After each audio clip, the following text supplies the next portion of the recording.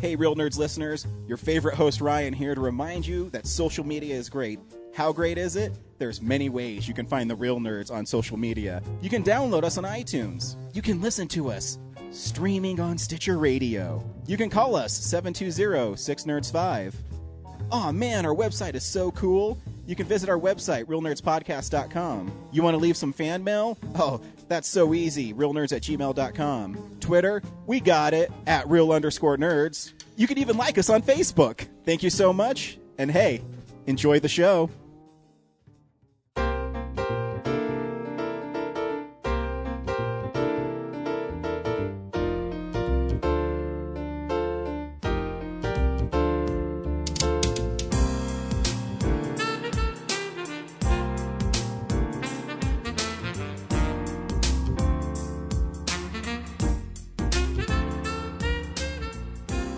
Welcome to Real Nerds at Denver Comic-Con 2015. We hope you enjoy the following interview.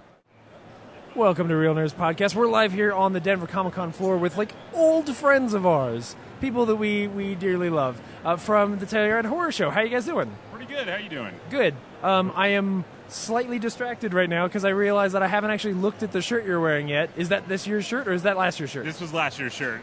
This year's shirt is still in the works. Cool. And let's just say it's pretty awesome.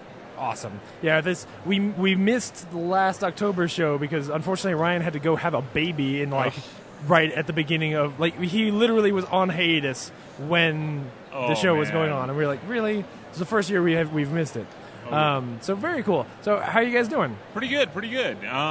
Just kind of right now wandering the floor and marveling at how much more crowded it is compared to 2 years ago when we had a booth here. Yeah, it's crazy. And just kind of preparing for the panel today at 4:50. Cool. So what's going on at the panel? Oh, we're just going to discuss the festival and then show a couple shorts. Oh, cool. So cool. So you guys are you still in the submission phase for October? Are you what?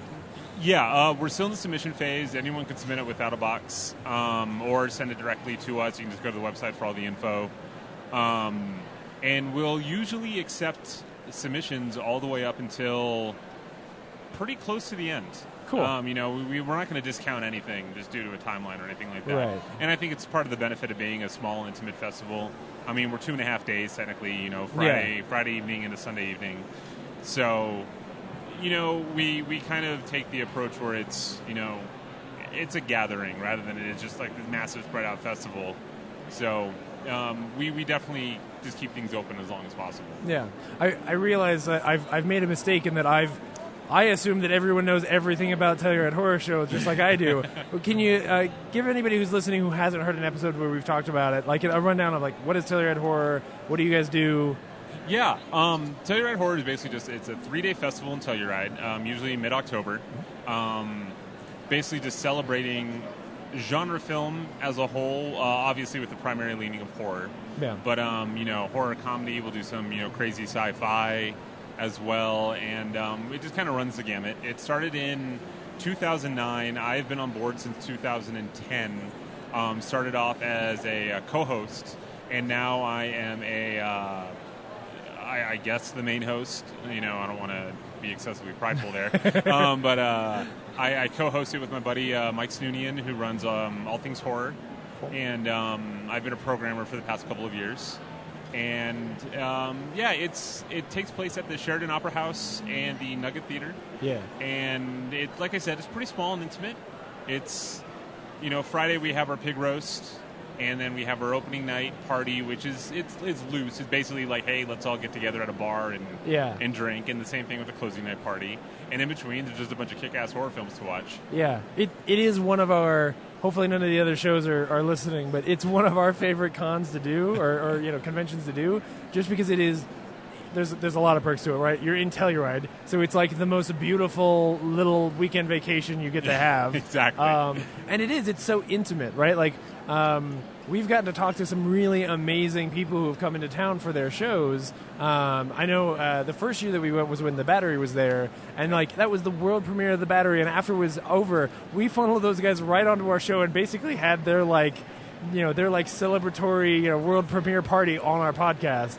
And just to have people that accessible is so cool. Oh God, yeah. I mean, when The Battery was one of those late-minute editions, you know, they kind of came in after the quote-unquote deadline, and Ted watched it, and he sent it to me, and he was like, "You have to watch this movie." Yeah. And I was like, "Dude, I trust you," because I like seeing the movies at the premieres and all that. Oh yeah. So I just remember watching it, and Jeremy and Adam were sitting next to me, and I mean they all came out from like Florida and the Northeast, and like 13 of them. Yeah. Like so many people involved, and it was one of the best premieres we had. And I just remember championing that film for the year and a half leading up to its release, where now Jeremy is like exploding.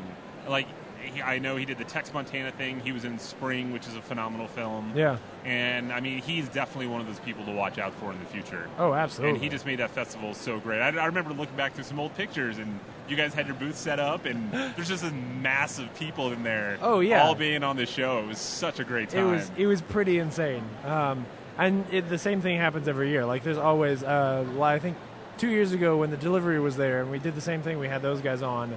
That was a really cool. Like it's a great chance to see little horror movies that you honestly may not find anywhere else, and to get a chance to meet the people who made them and talk to them and like sort of network with those people. So it's a really great show. Oh yeah. It's a great way to meet new people. You know, we try to champion the little films, and obviously we want to kind of balance it out with some big films. Like last year we had Spring, obviously, which was huge. I saw that at Fantastic Fest, and I was like, oh, we have to have this. Yeah. So we got lucky. We partnered with the Draft House on that one. And then we managed to somehow get the Babadook about a month and a half before, I guess, it was finally released. Yeah. And it was one of our 2 sold-out screenings that year. Wow. Which, slow going for us, but it was our first year where we had sold-out screenings. Yeah. So, and I mean, it's just a testament to just how much the festival is growing, even if it's slowly. Yeah. Because it's Telluride, I get it. It's a bitch to get to. Right. I mean, you're basically in a canyon in southwestern Colorado. It's a tough trek. Yeah. So you know, we're slowly climbing, we're growing, and I mean, hell, it's just a good excuse to get out to Telluride for a weekend. Exactly.